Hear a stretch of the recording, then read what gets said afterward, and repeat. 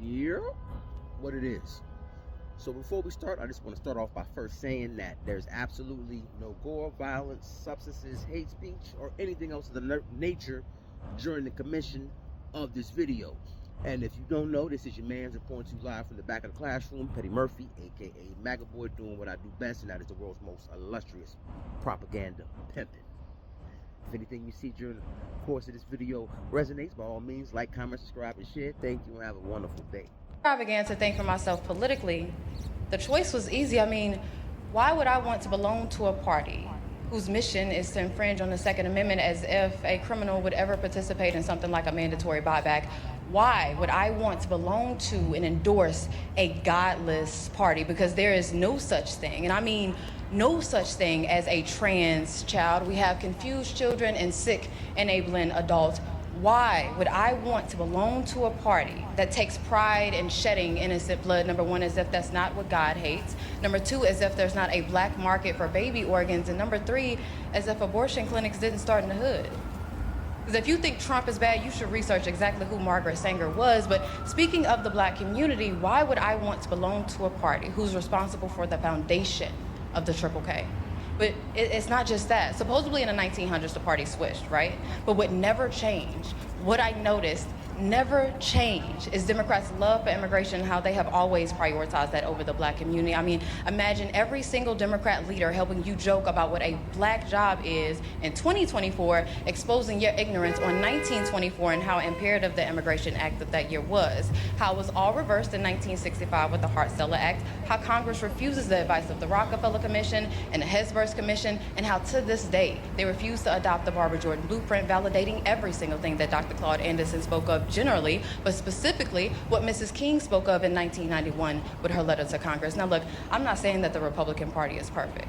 No, nobody's perfect. What I'm saying is I side with Malcolm X when he said that the liberals were the worst thing that could ever happen to the Western Hemisphere, but y'all ignore that, just like how y'all ignore LBJ saying, and I quote, "I'm going to have Negroes voting Democrat for the next 200 years, and by God, 60 years later, I see no sign of recourse, but rest assured your vote is your voice, even if it is a whisper."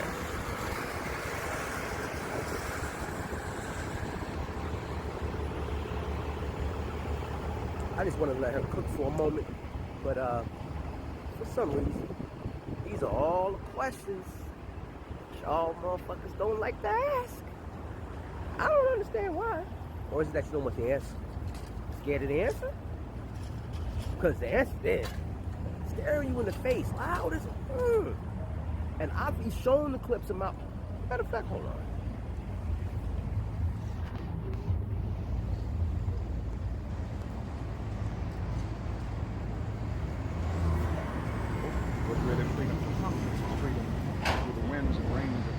Freedom without food to eat or land to cultivate, and therefore it was freedom and famine at the same time.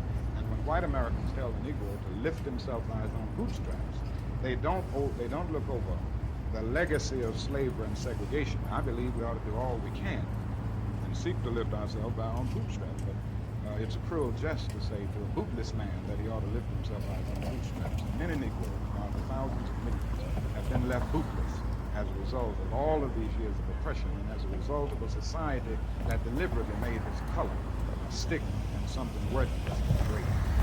When you stood on the Lincoln Memorial that day in August '63, you said, "I had a dream."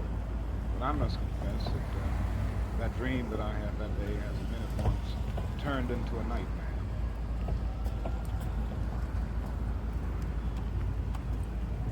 That was MLK, and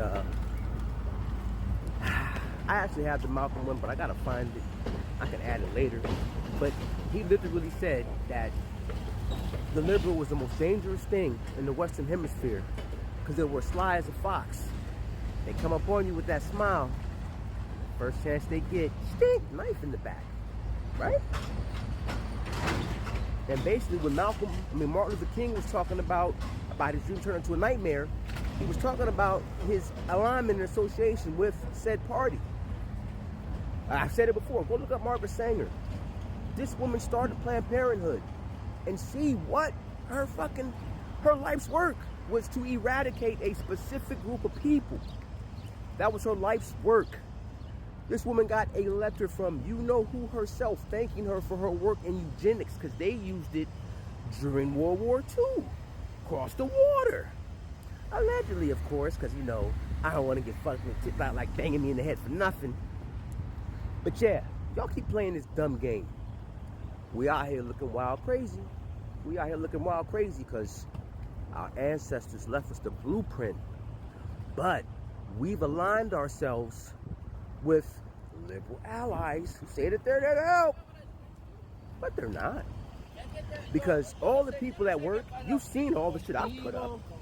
And all the people at work that do the shit that they do, and the people that are supposed to be overseeing this shit and making sure that the rules and the law of the land are applied, all look like me damn near. Because if they ain't black, they fucking brown. They bilingual and speak Spanish. Huh? Ain't that right, LeBronca? But you see how he even talks about his own. Make this shit make sense. And that's how they do. They come in sly as a fox. I don't play that shit. We're here to help. Here to help fuck you over, dummies.